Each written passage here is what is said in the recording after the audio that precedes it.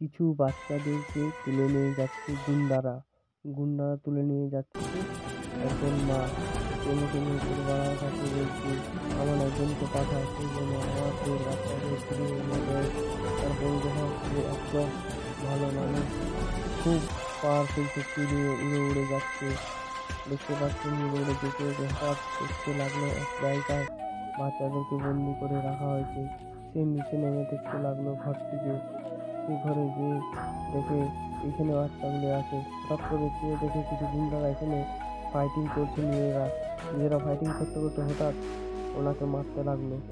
মারতে মারতে এত মারতে লাগলো, হঠাৎ করে বলে পুলিশ আসে, তারা ওরা পালিয়ে যায়। তারপরে বাচ্চাগুলোকে উদ্ধার করে উঠতে থাকে। উঠতে উঠতে এক মায়ের কোলে দিয়ে তারপরে সে ভাবলো একটা বাচ্চা তার মায়ের কাছে ভালো থাকে। এই হলো একটা ছোট্ট গল্প। আর নতুন নতুন ভিডিও পেতে আপনারা অবশ্যই চ্যানেলটি সাবস্ক্রাইব করে রাখবেন।